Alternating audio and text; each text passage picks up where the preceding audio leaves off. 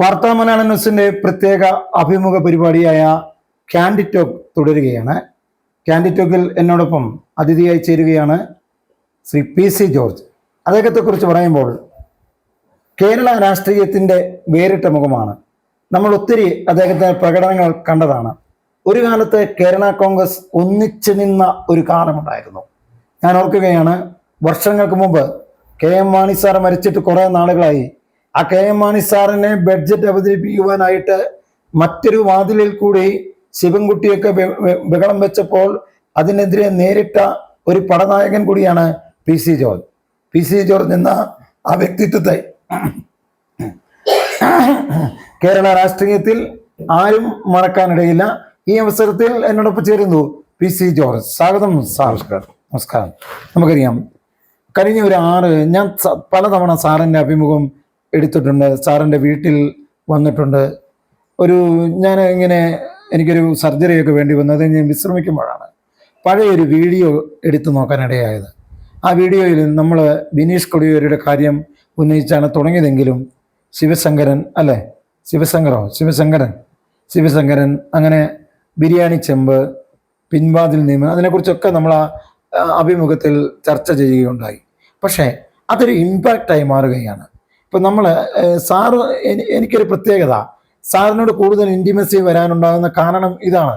കാരണം എന്ന് ചോദിച്ചു കഴിഞ്ഞാൽ നമുക്കറിയാം, സഹകരണ ബാങ്കിൻ്റെ നിക്ഷേപിച്ച തുക കിട്ടാതെ പാലാ കുരിശുപള്ളി കവലയിൽ റിലേ സത്യാഗ്രഹം നടത്തിയപ്പോൾ വാർത്താ മലയാളം എന്ന ചാനൽ 2 ദിവസമായിട്ട് 8 മണിക്കൂറാണ് ആ റിലേ സത്യാഗ്രഹം നയിച്ചത്. അന്ന് സാറാണ് അവിടെ ഐക്യദാർഢ്യം പ്രഖ്യാപിച്ചുകൊണ്ട് ആദ്യം കടന്നു വന്നത്. ശരിയല്ലേ? അങ്ങനെ ഒത്തിരിയേറെ വിഷയങ്ങളുണ്ട്, കടന്നു പോകാൻ സമയമില്ല. മറ്റു വിഷയങ്ങളിലേക്ക് കടക്കാം. ചരിത്രം പറയാം. അതായത് ഇപ്പോ കേരളത്തിലെ ഏറ്റവും വലിയ പ്രശ്നം എന്താ വെച്ചാൽ നമ്മുടെ ഷോൺ ജോർജ് കൊടുത്ത ഒരു പരാതിയാണ്. അതെ, ഞാൻ ഓർക്കുന്നുണ്ട്. ഷോൺ ജോർജ് പരാതി കൊടുത്തപ്പോൾ പിണറായി വിജയന്റെ മന്ത്രിസഭയായിരുന്നല്ലോ അന്ന്. ഈ വീണ ജോർജ് മുഖത്ത് സാധാരണ ടിഷ്യൂ പേപ്പർ അല്ല, ഈ വെള്ളം കൂട്ടിയുള്ള വേർപ്പ് തുടയ്ക്കുന്ന ഒരു ടിഷ്യൂ പേപ്പറൊക്കെ ഇട്ടുന്ന ചരിത്രം മാതൃഭൂമിയുടെയോ അതേ മറ്റു ചാനലിലെയോ ഒക്കെ ഫയൽ പരിശോധിച്ചാൽ കാണാം. ബാക്കി പറഞ്ഞോളൂ. അതായത് പിണറായി വിജയന്റെ പ്രശ്നം എന്താ വെച്ചാൽ, പിണറായി വിജയന്റെ മകൾ, ആ കുട്ടി എക്സാജലി കമ്പനി, ആ കമ്പനി ഒരു ജോലിയും ചെയ്യാതെ 1,78,00,000 രൂപ കർത്ത എന്ന വ്യക്തിയിൽ നിന്ന് കൈപ്പറ്റിയിരിക്കുന്നു. അത് ഇൻകം ടാക്സ് ഡിപ്പാർട്ട്മെൻറ്റിൽ കൊടുത്തിട്ടുണ്ട്. ഇൻകം ടാക്സ് ഡിപ്പാർട്ട്മെൻറ്റ് പരിശോധിച്ച് അതിൻ്റെ ടാക്സ് ഈടാക്കിയിട്ടുണ്ട്. എന്തിന് കൈപ്പറ്റി അറിയണ്ടേ? മുഖ്യമന്ത്രിയുടെ മകളാണ്. അപ്പോൾ അത് മുഖ്യമന്ത്രിക്ക് വേണ്ടി മക കൈപ്പറ്റിയതാണെന്നുള്ളതാണ് ഇപ്പോൾ തെളിഞ്ഞുകൊണ്ടിരിക്കുന്നത്. അവിടാണ് പ്രശ്നം. ഇന്നലെ ഇപ്പോൾ മുഖ്യമന്ത്രി വീട് റെയ്ഡ് ചെയ്തു, ED റെയ്ഡ് നടന്നു. ഒന്ന് ഇടപെട്ടോട്ടെ. ഇതിനു മുമ്പ് ഒത്തുകളിയാന്നൊക്കെ വന്നല്ലോ, അതായത് BJPയും അതുപോലെ തന്നെ ഇവരുമൊക്കെ ആയിട്ട് ഒത്തുകളിയാന്നുള്ളൊരു അപവാദം ഉണ്ടായിരുന്നില്ല. അത് ഒരപവാദവും ഇല്ല. അങ്ങനെ ആരും ഏത് പട്ടിക്കുറുക്കം വിശ്വസിക്കാനാണ്? ഇവിടെ ആരുമായിട്ട് അഡ്ജസ്റ്റ്മെൻ്റ് ഒന്നുമില്ല. നമുക്ക് നേരെ ഇടപാടുകാരെ ഞങ്ങളുടെ മുമ്പുള്ള പ്രശ്നം എന്താണെന്ന് ചോദിച്ചാൽ, ഞാൻ വർഷം മുമ്പ് പറഞ്ഞ ചരിത്രം പറയാം. പിണറായി വിജയൻ കള്ളനാണെന്ന് നേരത്തെ എനിക്ക് ഇഷ്ടമായിരുന്നു. ഇങ്ങനെ കള്ളനാണെന്ന് ഞാൻ പറയാൻ കാരണം, ഇയാളെ ഒരു ദിവസം സൗദി അറേബ്യക്ക് പോയി. സൗദിക്ക് അയാൾ പോയി ഉടനെ തന്നെ അവിടെ ചെന്നിട്ട് അയാൾ ഫോണിൽ വിളിച്ച് ഇവിടുത്തെ എംബസിയിലെ അന്ന് ഏറ്റവും കൂടിയ സ്റ്റാഫ് ഒരു സ്ത്രീയാണ്, സ്വപ്ന സുരേഷ്. അവരെ വിളിച്ചിട്ട് ഇയാൾ പറഞ്ഞു, എൻ്റെ ഒരു പെട്ടി ഞാൻ കൊണ്ടുവരാൻ മറന്നു, അത് ഇമ്മീഡിയറ്റ് ആയിട്ട്, അത് VIP ഇതാണ്, പരിശോധനയൊന്നുമില്ല, നേരെ അറേബ്യയിൽ എത്തിച്ചു കൊടുക്കണം എന്ന് പറഞ്ഞു. ഇവരത് അങ്ങോട്ട് കൊടുത്തു. PROയുടെ നിയമം അനുസരിച്ച് PRO എല്ലാം ഇത് സ്കാൻ ചെയ്യും. PRO അയാൾ സ്കാൻ ചെയ്ത് ഇത് മുഴുവൻ $, ഒരു പെട്ടി നിറച്ചു. അയാൾ ആരോടും പറയാൻ പോയില്ല. അത് കഴിഞ്ഞ് തിരിച്ചു വന്നു. ഒന്നിടപെട്ടോട്ടെ. എനിക്ക് തോന്നുന്നു ഈ പിണറായി വിജയൻ ഇത്തരം പ്രായമൊക്കെ ആയല്ലോ, അപ്പൊ തുടർച്ചയായി കേരളത്തിന്റെ രാഷ്ട്രീയ ചരിത്രത്തിൽ ഇന്നേ വരെ നടന്നിട്ടില്ലാത്ത സംഭവമാണ് തുടർ ഭരണം. അപ്പം ഉണ്ടാക്കുന്നിടത്തോളം അങ്ങ് ഉണ്ടാക്കാന്ന് പുള്ളി വിചാരിച്ച് കാണുമോ? സംശയം എന്താ? അതല്ലേ സംഭവം. അപ്പോൾ അയാൾ തിരിച്ചു വന്നിറങ്ങി വന്ന പെട്ടി 3 എണ്ണം, അത് പരിശോധിച്ച് മുഴുവൻ സ്വർണ്ണം. അപ്പോൾ അവർ പുറത്ത് പറഞ്ഞില്ല, പക്ഷേ എനിക്കത് കിട്ടി. അവിടെ വേറെ ചില ആൾ വഴി കിട്ടി. ഞാനത് പത്രസമ്മേളനം നടത്തി. ആ പത്രസമ്മേളനം കഴിഞ്ഞ് ആ സ്ത്രീയെ പിടുത്തം മണികൾ എന്ന് മാത്രമല്ല എന്നെ പ്രതിയാക്കി കേസെടുത്തു. ഞാനും അവളും, എന്നെ കൊച്ചിൻ്റെ പേര് സ്വപ്ന സുരേഷും ഞാനും പിന്നെ ഈ ആ PROയും ചേർന്നുകൊണ്ട് മുഖ്യ സ്ഥാനത്ത് നിങ്ങളെ മാറ്റാൻ ഗൂഢാലോചന നടത്തും. അല്ല, അതിന് എനിക്കൊരു സംശയമുണ്ട്. കേസെടുത്ത ഈ ക്രൈസിസ് ഒക്കെ വരുമ്പോൾ എന്തിനാ എല്ലാവരും സാറിന്റെ അടുത്തോട്ട് വരുന്നത്? തെറ്റൊക്കെ ചെയ്തു, കുറ്റമൊക്കെ ചെയ്തു, പണം ഉണ്ടാക്കി അതിന് വരുന്നത് എന്താന്ന് വെച്ചാൽ ഞാനാകുമ്പോൾ അതിന്റെ പേരിൽ ആരെയും സ്വാധീനത്തിന് വഴങ്ങി അങ്ങോട്ടും ഇങ്ങോട്ടും ചാടുകലാണ്. നമുക്ക് ആ കൊച്ചിയിൽ നടിയെ ആക്രമിച്ച സംഭവം ഓർക്കുന്നുണ്ടോ? പിന്നെ ആ നടി PT തോമസിന്റെ വീട്ടിലോട്ടല്ലേ ചെന്നെ അതെ എന്ന് പറഞ്ഞ പോലെ ഞാൻ ചോദിച്ചെന്നേ ഉള്ളൂ കേട്ടോ. അത്രേ ഉള്ളൂ, കുഴപ്പമൊന്നുമില്ല. അപ്പോൾ അത് അത്ര ബോധ്യപ്പെട്ടൊരു സംഭവം. അത് എനിക്ക് ഇതിനകത്തുള്ള പിണറായി വിജയനെ എന്തിനാ വീട് റെഡി ചെയ്തു? ഇത് ഈ അഴിമതിയായിട്ട് ബന്ധപ്പെട്ട് പിണറായി വിജയനകത്ത് ഒരു സംശയം വേണം. അതുകൊണ്ട് മാത്രമാണ് ഇത്ര പിണറായി വിജയന്റെ മകള്, പിണറായി വിജയന്റെ ഭാര്യ, പിണറായി വിജയന്റെ മകളുടെ ഭർത്താവ്, ഇതൊക്കെ ജയിലിൽ പോയേ പറ്റൂ. കാരണം തെളിവുകളെല്ലാം EDയുടെ കയ്യിലുണ്ട്. ആ ED വന്ന് പരിശോധിച്ചപ്പം പിണറായി വിജയൻ ഇന്നലെ ദുഃഖത്തോട് ഞാനങ്ങനെ ഭയപ്പെടുന്നില്ലെന്നൊക്കെ പറഞ്ഞെങ്കിൽ ഞാൻ ചോദിക്കട്ടെ, ഇവിടുത്തെ പാർട്ടി പ്രവർത്തകർ ഇത് കാണുന്നുണ്ട്. അത് പ്രവർത്തകരെല്ലാം കൂടെ ED അടിച്ചത് നന്നായി അയാൾ പ്രസംഗിച്ചത് ഇന്നലെ. ഇത് കഴിഞ്ഞ് അയാൾ പറഞ്ഞ് ഒരു കാര്യം മനസ്സിലാക്കേണ്ടതുണ്ട്. ഇതിനു മുമ്പ് പാർട്ടി സെക്രട്ടറിയാണ് കോടിയേരി ബാലകൃഷ്ണൻ. അയാളുടെ മകൻ ബിനീഷ് ഇതുപോലെ ഏതോ കുഴപ്പം ചെയ്തെന്നും പറഞ്ഞ് ബിനീഷെ പോലീസ് അറസ്റ്റ് ചെയ്തു. എന്നിട്ട് പാർട്ടി സെക്രട്ടറിയാ. അപ്പൊ പാർട്ടിയിൽ ഇല്ലല്ലോ പറഞ്ഞ് ഇപ്പോഴല്ലാത്ത കാര്യങ്ങൾ പറഞ്ഞ അന്നത്തെ കാര്യം. ബിനീഷിനെ അറസ്റ്റ് ചെയ്ത് ജയിലിൽ ഇട്ടിരിക്കുക. കോടിയേരി ബാലകൃഷ്ണൻ അസുഖമായിട്ട് കിടപ്പ്. ഒരു മനുഷ്യൻ തിരിഞ്ഞു നോക്കിയില്ല. മാത്രമല്ല പിണറായി വിജയൻ അന്ന് പറഞ്ഞ എന്നാണെന്നറിയാമോ? കുറ്റം ചെയ്തവർ ശിക്ഷ അനുഭവിക്കും.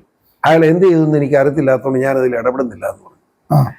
അങ്ങനെയാണെങ്കിൽ ഇപ്പോൾ കുറ്റം ചെയ്തെന്ന് പറഞ്ഞ് വന്നിരിക്കുമ്പോൾ പിന്നെ പാർട്ടി പ്രവർത്തനം ഇളക്കേണ്ട കാര്യമൊക്കെ തന്നെ അത് നിയമത്തിന് വഴി പോകുന്ന വേണം തൻ്റെ ഇടം കാണിക്കേണ്ടത്. അതിന് പകരം പാർട്ടി പ്രവർത്തകരെ വിട്ട് റൗഡിസം കാണിച്ച് ED ഉദ്യോഗസ്ഥയെ ഉൾപ്പെടെ ആക്രമിക്കുക, അടിക്കുക, കൊല്ലാൻ ശ്രമിക്കുക, എന്ത് മര്യാദ കാണിച്ചത്. പക്ഷെ എനിക്കത് ഇഷ്ടപ്പെടും. അതൊക്കെ ദൈവം ചെയ്യിക്കുന്ന പിണറായിയെ കൊണ്ട്. എന്താണെന്നറിയാമോ? ED ഇവിടെ വന്നാണല്ലോ അന്വേഷണം നടത്തുന്നത്. ഈ ആക്രമണം നടന്ന സാഹചര്യത്തിൽ EDക്ക് ഇനി ഇവിടെ വന്ന് അന്വേഷിക്കാൻ പറ്റില്ല. നേരെ ഡൽഹിയിലോ ബോംബെയിലോ ആയിരിക്കും ഇനി ED വിളിക്കാൻ പോകുന്നത്. പിണറായിയെ മകളെയൊക്കെ വിളിക്കും ഡൽഹിക്കോ ബോംബെക്കോ. വിളിച്ചു കഴിയുമ്പോൾ അവിടെ ചെല്ലേണ്ടി വരും. പിന്നെ ഇങ്ങോട്ട് വരികയില്ല. അവിടെ തീഹാർ ജയിലിൽ എങ്ങാനും കിടന്നുറങ്ങാനുള്ള അവസരം ഉണ്ടാവും. യാതൊരു സംശയം വേണ്ട. അത് കാണാനുള്ള ഭാഗ്യം കേരളത്തിലെ ജനങ്ങൾക്കും ഇന്ത്യയിലെ ജനങ്ങൾക്കും ഉണ്ടാവും എന്ന് ഉറച്ചു വിശ്വസിക്കുന്ന ആളാണ് ഞാൻ. അപ്പം ഞാൻ വേറൊരു കാര്യം ചോദിച്ചോട്ടെ. ഇപ്പം പിണറായിയുടെ കാര്യമാണല്ലോ നമ്മൾ പറഞ്ഞേ. പിണറായി സർക്കാർ, ഞാൻ കഴിഞ്ഞ 5 വർഷം മുമ്പ് ഞാൻ വാർത്താമലയാളം ചാനലിലായിട്ട് ഞാൻ മാധ്യമപ്രവർത്തനം ആദ്യമെന്ന് മനസ്സിലാക്കിയത് ദീപികയിലൂടെയാണ്. പിന്നീട് സർക്കാർ ഡെയിലി, നവകേരള ന്യൂസ്, മലനാട് TV, അങ്ങനെ ഒത്തിരിയേറെ ചാനൽ, ജീവൻ TV, അങ്ങനെ ഒത്തിരിയേറെ ചാനലുകളിൽ വർക്ക് ചെയ്തു. അപ്പം ഈ ചാനലിൽ വന്നിട്ട് 5 വർഷം 6 വർഷം ആകുന്നുള്ളൂ. അപ്പോൾ കഴിഞ്ഞ 5 വർഷം മുമ്പ് എൻ്റെ ഫോണിലുണ്ട് ബിന്ദുവിൻ്റെ അഭിമുഖം ഞാൻ എടുത്തു. ബിന്ദു മന്ത്രിയുമായി. അങ്ങനെ കേരളത്തിൻ്റെ ചരിത്രത്തിൽ, സാറിനറിയാലോ, സാറ് നേരത്തെ UDF ആയിരുന്നു, ഇപ്പോൾ BJP ആയിരുന്നു. കേരളത്തിൻ്റെ രാഷ്ട്രീയ ചരിത്രത്തിൽ ഇന്ന് വരെ നടന്നിട്ടില്ലാത്ത സംഭവമാണ്. അതാണ് പിണറായി വിജയൻ ചരിത്രം ചെയ്തത്. പക്ഷെ പിണറായിക്ക് പറ്റിയ അബദ്ധങ്ങൾ ഞാൻ പറയാം. അത് ശരിയാണോ എന്ന് സാറ് പറയണം. 1, തുമ്മിയാൽ അമേരിക്കയ്ക്ക് പോകുന്നു. ശരിയാണോ? അയാളെന്തിനാ അമേരിക്ക പോകുന്നത്? അയാൾ അമേരിക്കൻ സാമ്രാജ്യവാദത്തിനെതിരെ സ്ഥിരമായി പ്രസംഗിക്കുന്ന പാർട്ടി കമ്മിറ്റികളെല്ലാം പിണറായി വിജയൻ. അയാൾ പിന്നെ എന്തിനാ അമേരിക്ക പോകുന്നത്? അത് ഇവരുടെ എല്ലാം സ്വഭാവം. ഈ അമേരിക്ക പോയില്ലെങ്കിൽ പോലും ഞാൻ കേൾക്കൂ, ഒരു കാര്യം പറഞ്ഞാലും ജനത്തിന് മനസ്സിലാവട്ടെ. VS ഞാനോട് വളരെ അടുത്ത ബന്ധമായിരുന്നു. ഞാൻ അങ്ങേരും അമേരിക്കൻ സാമ്രാജ്യത്തിന് എപ്പോഴും പ്രസംഗമാണ്. അത് കഴിഞ്ഞ് അങ്ങേര് അമേരിക്കയ്ക്ക് പോവുക ചികിത്സിക്കാൻ വേണ്ടി. അപ്പം ഞാൻ ഒരു ദിവസം വീട്ടിൽ ചെന്നു, സഖാവേ ഈ അമേരിക്കയ്ക്ക് പോകാൻ അത്ര ഗുണമല്ലല്ലോ, മനുഷ്യൻ്റെ മുമ്പിൽ നമ്മൾ അമേരിക്കയിൽ പറഞ്ഞ് ഞാനും VS പറഞ്ഞുകൊണ്ട് അമേരിക്കയിൽ പ്രസംഗിച്ചുകൊണ്ട് നടക്കുക. എന്നിട്ട് അങ്ങോട്ട് ചികിത്സിക്കാൻ വന്ന മര്യാദയാണെന്ന് ചോദിച്ചു. കൊണ്ട് VS എന്നോട് പറഞ്ഞൊരു വാക്കുണ്ട്, അതോടെ ഞാൻ പിന്നെ പ്രസംഗിക്കാറില്ല. എന്നാ പുള്ളി പറഞ്ഞെന്നറിയോ? ഇവിടെ ജീവൻ കിട്ടട്ടെ എന്ന് ചോദിച്ചു. അത് അവിടെ പോയാൽ കിട്ടുള്ളൂ, മനസ്സിലായില്ല. അത് നല്ല ചികിത്സ തന്നെ അമേരിക്കയിൽ പോകണമെന്ന് VS പറഞ്ഞു. അങ്ങനെ വർത്താൻ വേണ്ടിയായിരുന്നു. അതുകൊണ്ട് പിണറായി അസുഖം വരുമ്പോൾ നേരെ അങ്ങോട്ട് പോവാം. ഈ പിണറായി ജീവിച്ചിരിക്കുന്നപ്പോൾ അമേരിക്കയിൽ പോയി ചികിത്സിക്കുന്നതുകൊണ്ടാണ് പിന്നെ അയാൾ കുറ്റം വേണ്ടി. ഈ പിണറായി മന്ത്രിസഭയിലെ സാറിന് ഏറ്റവും ഇഷ്ടപ്പെട്ട വ്യക്തി ആരായിരുന്നു? ശൈലജ ടീച്ചറായിരുന്നു. ശൈലജ ടീച്ചർ എനിക്ക് വളരെ സ്നേഹമായിരുന്നു. എന്താണെന്ന് ചോദിച്ചാൽ അവരെ ഒതുക്കി കളഞ്ഞാണോ? അവരെ 5 പൈസ കൈക്കൂലി വാങ്ങാതെ കേരളത്തിലെ ആശുപത്രി മുഴുവൻ നന്നാക്കി എന്ന് മാത്രമല്ല, എല്ലാ ആശുപത്രിയിലും ഡോക്ടർമാരെയും നേഴ്സുമാരെയും വെച്ചെന്ന് മാത്രമല്ല, എല്ലാ ആശുപത്രിയിലും മരുന്നും ഉണ്ടായിരുന്നു. ഗവൺമെൻറ് ആശുപത്രി ഇതുപോലെ പരിപാവനമായി സൂക്ഷിച്ച ഒരു മന്ത്രി കേരളത്തിൻ്റെ ചരിത്രത്തിലുണ്ടായിട്ടില്ല.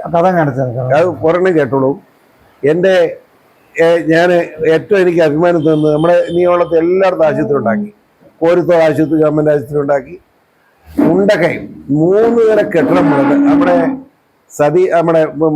സുധാകരൻ പീഡബ്ല്യു മന്ത്രിയാണ്, അങ്ങേരും കൂടെ സഹായിച്ചു. ഉണ്ടക്കയത്ത് 3 നില കെട്ടിടം പണിത് അതിനകത്ത് എയർ കണ്ടീഷൻ പ്രസവവാർഡ് വരെ ഉണ്ടാക്കി 7 ഡോക്ടർമാരെയും ആവശ്യത്തിന് നേഴ്സുമാരെയും വെച്ച് ആ ആശുപത്രി ഉദ്ഘാടിച്ചതാണ്.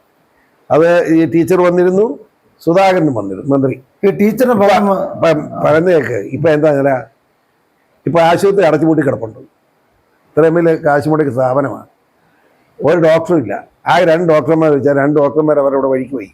ഞാൻ ഡോക്ടർമാരെ വിളിച്ച് ഒരാൾ പറഞ്ഞിട്ട് വിളിച്ചപ്പോൾ അവർ പറഞ്ഞു, ഞങ്ങൾ NRH ഡോക്ടർമാരാണ്, ഞങ്ങൾക്ക് അവിടെ മാറി വരുമെന്ന് പറഞ്ഞു. അങ്ങനെ അവിടെ വന്നെന്നുള്ളൂ, ഞങ്ങൾക്ക് രക്ഷയില്ല. പണ്ടൊരു ഇന്ത്യ വിഷൻ ചാനൽ ഉണ്ടായിരുന്നു. അതിനകത്ത് മാന്യമായ രീതിയിൽ മാധ്യമ പ്രവർത്തനം നടത്തിയ ഒരു വ്യക്തിയാണ്, സാറിന് അറിയാവോ? വീണ ജോർജ്. മാന്യമായ പ്രവർത്തനം നടത്തിയെന്ന് ഞാൻ പറയുന്നില്ല. അത് ചാനലിൽ നടത്തിയെന്നാ പറഞ്ഞു. ചാനൽ നടത്തി മാന്യമായിട്ട് നടത്തിയെന്ന് ഞാൻ പറയുന്നില്ല. നീ അത് ഇൻസോയ്ക്ക് അങ്ങനെ പറയാൻ എനിക്ക് വിരോധമില്ല. ആയിക്കോട്ടെ. ഈ വീണ ജോർജ് ഇവിടെ വന്നൊരു വലിയ അബദ്ധം കാണിച്ച മൊത്തം അബദ്ധങ്ങളാണ്. വീണ ജോർജും വാസവനും കൂടെ മെഡിക്കൽ കോളേജിലെ, കോട്ടയം മെഡിക്കൽ കോളേജിലെ ഇത് എന്തോ പടർന്നു വീണപ്പോൾ അവർ പറഞ്ഞു, ഇനി നോക്കേണ്ട കാര്യമില്ല, ഇനി അതിൻ്റെ അകത്ത് വേറെ ആൾക്കാരൊന്നും ആയിരിക്കുകയില്ല എന്നാണ് അവർ പറഞ്ഞത്. അകത്ത് ഒരു സ്ത്രീ അപ്പം ഒരു സ്ത്രീ മരിച്ചുപോയി, 4 or 5 പേരുണ്ടായിരുന്നെങ്കിലോ? എല്ലാം മരിച്ചു കിടന്നതിന് ഞാൻ പറയാമല്ലോ. ആ സ്ത്രീയൊക്കെ പിടിച്ച് മന്ത്രിയാക്കി പിണറായി അയാളുടെ സ്വകാര്യ ആവശ്യങ്ങൾക്ക് ഉപയോഗിക്കാം, അത് അയാളുടെ കാര്യമാണ്. പക്ഷേ അവരെ പിടിച്ച് മന്ത്രിയാക്കി കേരളത്തിന് ആരോഗ്യവകുപ്പ് നശിപ്പിച്ച് ശരിയായില്ല. പിന്നെ രണ്ടാമതൊരു കാര്യം, ഈ വീണ ജോർജ് ഏഷ്യാനെറ്റിലെ ഒരു കോമഡി വന്നു. അതായത് കപ്പിത്താൻ മുങ്ങി, കപ്പൽ മുങ്ങി, കപ്പിത്താനെ മുങ്ങി, വീണ നീന്തി വരുന്നു. ഞാൻ അതിനെപ്പറ്റി ഒന്നും പറയുന്നില്ല. അല്ല, നീന്തി എത്തിയല്ലേ, കരക്കെത്തിയല്ലേ? ഒരു സാധ്യതയും മുങ്ങിപ്പോയതാ. പിന്നെ രണ്ടാമതൊരുത്തുള്ള ആഭ്യന്തര വകുപ്പ് പരാജയമായിരുന്നു. ചുമ്മാ അടിച്ചോളാൻ വന്ന് അടിക്കൂല്ലേ? മുഖ്യമന്ത്രിയുടെ ഗവൺമെൻ ലാത്തി കൊണ്ട് അടിച്ചു നടക്കല്ലേ? എന്തൊരു കാലം അത്! ഇതിനെയൊക്കെ വെടിവെച്ച് കൊന്നുകളാണെന്ന് അഭിപ്രായക്കാരനെ. ഏതായാലും ഇപ്പോൾ എല്ലാം അകത്ത് പോകും, പേടിക്കണ്ട. എല്ലാം കേസെടുത്തു, പിന്നെ എല്ലാം സസ്പെൻഷനിലേക്ക് വന്നു. ADG ഉൾപ്പെടെ ഈ സതീശനിൽ എനിക്ക് കാണുന്ന കുറേ വിഷയങ്ങളുണ്ടായി. കാരണം ആരാകും മുഖ്യമന്ത്രി എന്നൊക്കെ കുറേ വിഷയങ്ങൾ വന്നു, കുറേ താമസമൊക്കെ വന്നു. പക്ഷെ അവർ വകുപ്പൊക്കെ അവർ നല്ല രീതിയിൽ നല്ല കഴിവുള്ള ചെറുപ്പക്കാരെയൊക്കെ ഉൾപ്പെടുത്തി നല്ലൊരു മന്ത്രിസഭയാണ് അവർ. അങ്ങനെ പറഞ്ഞോളൂ ഇൻസോ, ഞാൻ അതിനെപ്പറ്റി അഭിപ്രായം പറയുന്നില്ല. പറഞ്ഞാൽ പോട്ടെ, അത് അവരുടെ പറയാൻ പാടില്ല പറയുന്ന കാര്യം. പക്ഷേ VD സതീശൻ എന്ന വ്യക്തിയെക്കുറിച്ച് സാറിന് അഭിപ്രായമുണ്ടല്ലോ. ഒരു കാര്യം ഏറ്റെടുത്ത എന്റെ കൂട്ടാണ്. ഞാനിപ്പോ സാറ് വരുന്നുണ്ടോ ഇങ്ങനെ വിളിച്ചിരുന്ന എനിക്കെങ്ങനെ ഒരു കാര്യം എന്റെ മനസ്സിൽ കയറി അത് അന്നേരം നടത്തണം എന്ന് പറഞ്ഞ പോലെ VD സതീശൻ മറ്റേ രമേശ് ചെന്നിത്തല. VD സതീശന്റെ ഗുണം എന്താണെന്ന് ചോദിച്ചാൽ, അയാള് ഈ വളരെ താഴെ കെട്ടി കോൺഗ്രസിൽ നിന്ന് പ്രവർത്തിച്ച് കയറി വന്നവനാണ്. എല്ലാം അയാൾക്ക് അറിയാം. അയാൾ ആരോടും അഹങ്കാരം കാണിക്കാറില്ല. അഹങ്കാരമില്ലാത്ത ഒരു മനുഷ്യനാണ്. അതുകൊണ്ട് ഒരു മുഖ്യമന്ത്രി എന്ന നിലയിൽ കേരളത്തിലെ ജനങ്ങൾ മുഴുവൻ അയാൾ വരാൻ ആഗ്രഹിച്ചു എന്നാണ് സത്യം. അതുകൊണ്ട് ജനവികാരത്തെ മാനിച്ചാണ് അയാളെ മുഖ്യമന്ത്രിയാക്കിയത്. നിഷേധിക്കാൻ പറ്റിയല്ല. ഇല്ലെങ്കിൽ പക്ഷേ ഞാൻ അതിൻ്റെ ഒരു അതായത് 10 വർഷമായിട്ട് കോൺഗ്രസ് പടക്കുഴിയിൽ നിന്നപ്പോൾ ആ പട നയിച്ച ആ പടയാളി പോരാളിയാണ് VD സതീശൻ എന്ന് VD സതീശന്റെ അണികൾക്കും VD സതീശനെ സ്നേഹിക്കുന്ന ആളുകൾക്കും അറിയാം.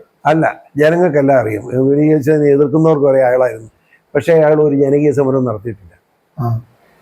ഇന്ന് പാലായിൽ പത്രസമ്മേളനം, നാളെ കോട്ടയത്ത് പത്രസമ്മേളനം നടത്തുന്ന 5 പ്രസ് ക്ലബ്ബിൽ അറിയാം. കോട്ടയത്ത് പത്രസമ്മേളനം, നാളെ കഴിഞ്ഞ് കോഴിക്കോട്ട് പത്രസമ്മേളനം. അങ്ങനെ കേരളം മുഴുവൻ നിറഞ്ഞു നിന്ന് പത്രസമ്മേളനം കൊണ്ട് നടന്ന് ജനങ്ങളെ കയ്യിലെടുത്തയാൾ. അത് പിണറായിയുടെ ഈ വിവരക്കേട് മുഴുവൻ അയാൾ വിളിച്ചു പറഞ്ഞ് പിണറായി വിരുദ്ധത. ഈ തെരഞ്ഞെടുപ്പിൽ കോൺഗ്രസിന് 103 സീറ്റ് കിട്ടിയെന്ന് പറഞ്ഞ പോലെ ആനക്കാരിയല്ല. എന്നാന്ന് വെച്ചാൽ പിണറായി വിരുദ്ധ വോട്ടുകളാണ്. അതെ. അപ്പൊ അത് തന്നെയല്ല, ഇവർക്ക് 2 പാളിച്ചകൾ പറ്റി. ഒന്ന്, ഇവർക്ക് ഭരണം പിടിക്കണമെങ്കിൽ എന്തെങ്കിലും ഒരു വലിയ ഡിമാൻഡ് കൊടുക്കണം. ആ ഡിമാൻഡാണ് ഇവർ പറഞ്ഞത് KSRTCയിലെ സൗജന്യ യാത്ര. അപ്പോൾ അതിൻ്റെ കണക്ക് മറ്റ് സംസ്ഥാനങ്ങളുമായിട്ട് കമ്പയർ ചെയ്യുമ്പോൾ അത് നഷ്ടമാണ് ഒന്ന്. പിന്നെ രണ്ടാമത്തെ കാര്യം, പാലക്കാർക്കൊരു മന്ത്രിയെ ആവശ്യമെന്ന് ചോദിച്ച് പറഞ്ഞ് വോട്ട് ചെയ്ത് ഒത്തിരി പേരുണ്ട്. ചിലപ്പം മന്ത്രിയാകാൻ ചാൻസ് ഇല്ലെങ്കിൽ ആ വോട്ട് ചിലപ്പോൾ ഷോൺ ജോർജിനെ കിട്ടിയായിരിക്കും. അല്ലേ, വിശ്വസിക്കുന്നുണ്ടോ? അതായത് യഥാർത്ഥത്തിൽ ഈ KSRTC വനിതകൾ സൗജന്യം എന്ന് പറഞ്ഞ അബദ്ധമായിപ്പോയി. പക്ഷെ അങ്ങനെ അബദ്ധമായി കണക്കാക്കണ്ട. കാരണം ഇന്ത്യയിൽ 9 സംസ്ഥാനങ്ങളിൽ ഇപ്പോൾ വനിതകൾക്ക് സൗജന്യം. 9 സ്റ്റേറ്റിൽ വനിതകൾക്ക് ട്രാൻസ്പോർട്ട് ബസ് സൗജന്യം. അതിനെ കേരളത്തിൽ 10 പ്രത്യേക ബസ്സാണ് അവർക്ക്, പിങ്ക് ബസ് അങ്ങനെ അല്ല, അങ്ങനെയൊന്നുമില്ല. ഏത് KSRTC പോലെ അവിടുത്തെ സ്റ്റേറ്റ് വണ്ടി മുഴുവൻ ദൂരത്തിൽ ഇതുണ്ടോ? ദൂരം ചില സ്ഥലങ്ങളിൽ ദൂരം പറഞ്ഞിട്ടുണ്ട്. ഇവിടെ 40 കിലോമീറ്റർ എന്നുള്ള ആലോചിച്ചു. KSRTC പോട്ടെ, അതിപ്പം കയറിയാലും കയറിയില്ലേലും പോകാലോ. ഈ മാണി കാപ്പനെ മന്ത്രി ആക്കാന്ന് പറഞ്ഞിട്ട് മാണി കാപ്പന് മന്ത്രിസ്ഥാനം കൊടുക്കേണ്ടതായിരുന്നു. എന്ന് വെച്ചാൽ ഞാൻ മറ്റൊന്നും കൊണ്ട് പറയല്ല, മാണി കാപ്പൻ മന്ത്രിയാകും എന്ന് ജനങ്ങളോട് വാക്ക് പറഞ്ഞത് VD സതീശനാണ്. VD സതീശൻ പബ്ലിക് മീറ്റിങ്ങിൽ കാപ്പനെ മന്ത്രിയാക്കുമെന്ന് പറഞ്ഞു. ആ വാക്ക് പാലിക്കുന്ന സ്വഭാവമുള്ളവനാണ് VD സതീശൻ പറഞ്ഞിട്ട് കാപ്പൻ മന്ത്രിയാവുമല്ലോ എന്ന് ഞാൻ വിചാരിച്ചു. അത് തന്നെയല്ല, കാപ്പൻ 3-ാമത്തെ 4-ാമത്തെ പ്രാവശ്യം MLA ആകുന്നത്. അയാൾക്ക് ഒരു പ്രാവശ്യം മന്ത്രിസ്ഥാനം കൊടുക്കണ്ട. ഒരു പ്രാവശ്യം ആദ്യം ജയിച്ചവനെയൊക്കെ പിടിച്ച് മന്ത്രി ആക്കിയിട്ടുണ്ടല്ലോ. പിന്നെ ഈ കാപ്പനെ വന്ന് മന്ത്രിയാക്കിയാൽ കാപ്പനെ മത്സരിക്കുന്നില്ല എന്നും കൂടെ പ്രഖ്യാപിച്ച സാഹചര്യത്തിൽ അയാളോട് മര്യാദ കാണിക്കേണ്ടതായിരുന്നു UDF എന്നാണ് എൻ്റെ ഉറച്ച. അവസാനം എനിക്ക് ചോദിക്കാനുള്ളതാണ്, നമുക്ക് സാറിന് ഒത്തിരി തിരക്കുണ്ട്. അതെ, അതെനിക്ക് മൈൻഡപ്പ് ചെയ്യണം. ഇനി ഇത്രയേറെ കാര്യങ്ങളുണ്ട്, നമുക്ക് വരുന്ന ദിവസങ്ങളിൽ അതൊക്കെ ചർച്ച ചെയ്യാം. അവസാനം എനിക്ക് ചോദിക്കാനുള്ളത്, സാറേ 80-ലൊന്നും ഞാൻ ജനിച്ചിട്ടില്ല. സാർ എത്ര തവണ MLA ആയി പൂഞ്ഞാറിൽ? ഞാൻ 7 പ്രാവശ്യം MLA ആയി. 7 പ്രാവശ്യം MLA ആയി? 7 പ്രാവശ്യം. പക്ഷെ അതെങ്ങനെ കൈവിട്ടു പോയത്? എങ്ങനെ കൈവിട്ടു പോയത്? പലരും പറഞ്ഞു സാറിന് ചില ഇച്ചിരി ഒളിച്ചു വെക്കാൻ പറയും. ഞാൻ തോക്കേണ്ടവനല്ലായിരുന്നു. സാറിന്റെ നേച്ചർ ഞാൻ മനസ്സിലാക്കിയെടുത്തോളം പറയാം. സാറിനെ ഇപ്പൊ ഒരു തെറി പറഞ്ഞാലും കരണ്ട് പറ്റി കഴിയുമ്പോൾ എടാ കുട്ടാന്ന് വിളിക്കും. പക്ഷെ അങ്ങനെ ഇതൊന്നും അല്ല ഉണ്ടായി. എൻ്റെ കൂട്ടത്തിലുള്ള എൻ്റെ പ്രൈവറ്റ് സെക്രട്ടറി അടിയാൻ വെച്ചവനും ഒരു മൗലവി, അതായത് 2 പെണ്ണുങ്ങളെ ഗർഭിണിയാക്കി ഞാൻ അയാളെ എത്ര ഉദ്ധരിച്ചിട്ടുണ്ട്. ഈ മൗലവിയും കൂടി അവിടെ ഈരാറ്റുപേട്ടയിലെ മുസ്ലിങ്ങൾ വോട്ട് വേണ്ടെന്ന് ഞാൻ പറഞ്ഞെന്നുള്ള പ്രചരണം നടന്നു. അത് സാർ ഏതെങ്കിലും ചാനലിൽ പറഞ്ഞിട്ടുണ്ട്? ഞാൻ ചാനലിൽ പറയാൻ. അത് സംഭവം എന്താണെന്ന് വെച്ചാൽ, ഞാൻ ഈരാറ്റുപേട്ട ഇലക്ഷൻ വോട്ട് പിടിച്ച് നോക്കുമ്പം ഈ തേവരുപാറ എളപ്പങ്കൽ തേവരുപാറ റോഡുണ്ട്. ആ റോഡിലേക്ക് ജീപ്പിൽ ഞാൻ നിൽക്കുന്നു, മൈക്കനൗൺസിൻ്റെ നടക്കുന്നു ചേരാൻ ചെന്നപ്പം 4 പിള്ളേർ SDPI ചിന്താവ വിടുകല കയറ്റി വിടുകല. അവരുടെ കളിയുടെ ഭാഗം SDPക്കാരനായി. അതാണ് സാർ റിപ്പോർട്ടർ ഓടിക്കുന്നതാണ് പറയുന്നത് കേട്ടോ. അപ്പോൾ അമ്മമാർ ബഹളം വെച്ച് കഴിഞ്ഞാൽ പല പ്രാവശ്യം മാറി നീ വോട്ട് ചെയ്യണ്ടാ മാറെന്ന് പറഞ്ഞു. വോട്ട് ചെയ്യണ്ട, നിന്റെ വോട്ട് വേണ്ട മാറടാന്ന് പറഞ്ഞു. അപ്പോൾ ആ വോട്ട് വേണ്ട മാറടാന്ന് പറഞ്ഞ് മാത്രം എടുത്തിട്ട് അത് വിരിച്ച് എല്ലാ വീടുകളും കൊണ്ട് കാണിച്ച് മുസ്ലിമിൻ്റെ വോട്ട് വേണ്ടെന്ന് ഞാൻ പറഞ്ഞായിട്ട് മാറ്റി. അത് ഞാൻ ഈരാറ്റുപേട്ട എന്നെ ഏറ്റവും അറിയുന്ന ആളുകളാണെന്ന് മാത്രം. ഈരാറ്റുപേട്ടയുള്ള പൊതുസ്ഥാപനം ഞാൻ ഉണ്ടാക്കുകയാണ്. പേട്ടയിൽ ഇപ്പോൾ ഉദാഹരണം പറഞ്ഞാൽ ട്രാൻസ്പോർട്ട് ബസ് സ്റ്റാൻഡ് മുതൽ ട്രഷറി മുതൽ കോടതി മുതൽ ഈരാറ്റുപേട്ട വില്ലേജ് പോലും ഞാൻ ഉണ്ടാക്കിയതാണ്. പിന്നെ സബ്സ്റ്റേഷൻ, ഇലക്ട്രിസിറ്റി സബ്സ്റ്റേഷൻ ഉണ്ട്. ഒരു കാര്യം ഞാൻ പറഞ്ഞോട്ടെ, തോറ്റാലും ജയിച്ചാലും നമുക്ക് ചെയ്യാം. 7 വർഷം MLA ആയിരുന്നല്ലോ. തോറ്റാലും ജയിച്ചാലും പേട്ട സാറിന് എന്തിനു വേണം ചെയ്യാം. പക്ഷെ ഒറ്റ കാര്യം ഞാൻ പറഞ്ഞോട്ടെ, മുസ്ലിങ്ങളെ ഉള്ളടിപ്പിച്ചാൽ ദോഷമാവും. അത് ഓരോരുത്തരുടെ അഭിപ്രായം. ഞാൻ അങ്ങനെ കരുതുന്നില്ല. മുസ്ലിം എന്ന് പറഞ്ഞാൽ അങ്ങനെ മാറ്റി നിർത്തപ്പെടേണ്ടതല്ല. നാളെ വല്ലതും എൻ്റെ വീട്ടിലോട്ട് വരുമോ? അല്ല, അങ്ങനെയൊന്നും വരികയില്ല. ആരും വന്നാലും ഒന്നുമില്ല. എൻ്റെ അടുത്ത് എത്ര എണ്ണം വരുന്നത്? ഞാൻ പറഞ്ഞ മുസ്ലിം ഇന്ത്യൻ സ്വാതന്ത്ര്യ സമരത്തിന് ഏറ്റവും അധികം സംഭാവന ചെയ്ത ഒരു സമൂഹം മുസ്ലിങ്ങളാണ്. പക്ഷെ എല്ലാവരും വിശ്വസിക്കാൻ പറ്റില്ല. പക്ഷെ അതിനകത്ത് തീവ്രവാദിമാർ, ഞാൻ പറയാം, ഇപ്പോൾ അതിനകത്ത് തീവ്രവാദികളുണ്ട്. ആ തീവ്രവാദികൾ എന്ന് പറഞ്ഞാൽ popular front, Jamaat-e Islami, SDP ഉൾപ്പെടെയുള്ള ഭീകരവാദികൾ. അവർ വളർന്നു വരുന്നത് മുസ്ലിം സമുദായത്തിന് വലിയ നഷ്ടമാണെന്ന് പോലെ തന്നെ ഇന്ത്യയിലെ പൊതുസമൂഹത്തിന് വലിയ നഷ്ടമായി മാറും. ഇനിയിപ്പോൾ നമ്മൾ BJPയിലാണല്ലോ മത്സരിച്ചത്. അതെ. ഇനി നമ്മുടെ മുന്നോട്ടുള്ള സ്ട്രാറ്റജി പ്ലാന്? മുന്നോട്ട് സ്ട്രാറ്റജി ഒന്നുമില്ല. ഞാനൊരു BJPക്കാരനാണ്. BJPയുടെ മാത്രമേ പാർട്ടി കോൺഗ്രസിലോട്ടൊന്നും മാറാൻ തയ്യാറില്ലല്ലോ. ഞാൻ അങ്ങനെ കാര്യമാരിയല്ലോ. ഈ BJPയിൽ ഉറച്ചു നിന്ന് പോകും എന്ന് മാത്രമല്ല, BJP മാത്രമേ ഒരു ഭാവിയുള്ളൂ. ഇന്ത്യൻ രാഷ്ട്രീയത്തിൽ ഒന്നാണ് ഇപ്പോൾ 22 സ്റ്റേറ്റ് ഭരിക്കുന്ന BJPയാണ്. ബംഗാളോട് ഇപ്പോൾ പറഞ്ഞു തുടങ്ങിയിട്ടുണ്ട്. ഞാൻ പണ്ടൊരു അനൗൺസറായിരുന്നു. അന്ന് ഇങ്ങനെയായിരുന്നു പറഞ്ഞിരുന്നത്.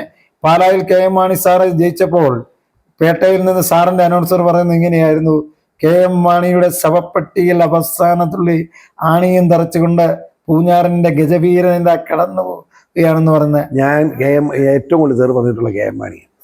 പക്ഷേ ഞാൻ ഏറ്റവും എന്നെ സ്നേഹിച്ചത് ഞാൻ സ്നേഹിച്ചും KM മാണിയാണ്. ഒളിച്ചു വെക്കാതെ പറഞ്ഞേക്കാം. അങ്ങനെ അവസാന കാലം എന്ന് പറഞ്ഞാൽ എന്നോടൊപ്പമായിരുന്നു. അതല്ല ഞാൻ ആദ്യം തന്നെ ഇന്റർവ്യൂവിന് മുമ്പ് പറഞ്ഞ ആ ബഡ്ജറ്റ് അവതരിപ്പിച്ചുള്ള കാര്യം. അങ്ങനെയായിട്ട് അത്രയേറെ ബന്ധമുണ്ടായിരുന്നു. വീട്ടുകാർക്കറിയാം. മകൻ പോലും അങ്ങനെ ഒരു നീതി ചെയ്തിട്ടില്ല. അതാണ് മകൻ അനുഭവിക്കുന്നത്. അറിയാവോ? അതന്നെ ഒരു വിശദാംശം ഞാൻ കിടക്കുന്നത്. ഇനി പലയിടത്ത് പറഞ്ഞ് ഇനി നമുക്ക് വൈൻഡപ്പ് ചെയ്യാം. അവസാനമായിട്ട് സാറിന് എന്തെങ്കിലും പാലായിലെയും പൂഞ്ഞാറിലെയും ജനങ്ങളോട് പറയാനുണ്ടോ? ഈ അവസരത്തിൽ ഒന്നും പറയാനില്ല. ഒരു ജനപ്രതിനിധിയായിട്ട് പ്രവർത്തിക്കുക അങ്ങനെയൊന്നും പറഞ്ഞില്ലേ? ഞാൻ അങ്ങനെ ജനപ്രതിനിധി അല്ലല്ലോ. എല്ലാ ജനപ്രതിനിധി അല്ലേ? അതന്നെ അല്ലാത്ത ജനപ്രതിനിധി അല്ല. ജനപ്രതിനിധി എലക്ട് ചെയ്യപ്പെട്ടവനാണ്. ഞാൻ എലക്ട് ചെയ്യപ്പെട്ടിട്ടില്ല. പക്ഷെ ഞാൻ പഴയ ഒരു പൊതുപ്രവർത്തകനാണ്. ആ പൊതുപ്രവർത്തനമായിട്ട് ഞാൻ മുമ്പോട്ട് പോകും. ഇന്നും എവിടെയെല്ലാം പോയച്ചാൽ ഇനിയും പോകും തീർച്ചയായിട്ടും. ഏതൊക്കെയായാലും നമുക്ക് അറിയാം, ഇത്രയും സമയം തിരക്കുണ്ടായിട്ട് നമ്മളോട് പ്രതികരിച്ചത് പൂഞ്ഞാറിന്റെ പ്രിയങ്കരനായ ജനനായകൻ ശ്രീ PC ജോർജാണ്. അദ്ദേഹത്തിന്റെ വാക്കുകൾ ഇങ്ങനെയാണ്, അദ്ദേഹം പറഞ്ഞതും ഇങ്ങനെയാണ്. നമുക്കൊന്ന് കേട്ടു നോക്കാം. അതായത് 7 തവണ പൂഞ്ഞാറിന്റെ MLA ആയി പ്രതിനിധീകരിച്ചു. പൂഞ്ഞാറിന്റെ വികസന പ്രവർത്തനങ്ങൾക്ക് ചുക്കാൻ പിടിച്ച, കാലം തെളിയിച്ച കർമ്മശക്തിയുടെ കരുത്തുമായി പോരാട്ടത്തിന്റെ പാതയിൽ, സമർപ്പണത്തിന്റെ പാതയിൽ പൂഞ്ഞാറിന്റെ ജനതയെ മുന്നോട്ട് നയിച്ച, ജനങ്ങളുടെ ദുരിതങ്ങൾ അറിഞ്ഞ്, ജനങ്ങളുടെ നൊമ്പരങ്ങൾ അറിഞ്ഞ് പ്രവർത്തിച്ച ജനനായകനാണ്. ഇനിയും ഈ രീതിയിൽ തന്നെ മുന്നോട്ട് പോകും. ജനങ്ങൾക്ക് ആവശ്യം വേണ്ട ഏത് സഹായവും ഏത് നേരത്തും, അത് പള്ളിയിലച്ചനായിക്കോട്ടെ, മറ്റുള്ളവരായിക്കോട്ടെ, ആരായിക്കോട്ടെ, പാവപ്പെട്ടവരായിക്കോട്ടെ, പക്ഷപാതമില്ലാതെ പ്രവർത്തിക്കുന്ന നേതാവാണ് ശ്രീ PC ജോർജ് എന്നുകൂടി ഞാൻ ഓർപ്പിക്കുകയാണ്. ഈ അവസരത്തിൽ വാർത്താ മലയാളം ന്യൂസിന്റെ പ്രത്യേക പരിപാടിയായ, അഭിമുഖ പരിപാടിയായ ക്യാൻഡിഡ് ടോക്കിൽ എന്നോട് പ്രതികരിച്ചതിന് ഹൃദയംഗമായ നന്ദി. Thank you.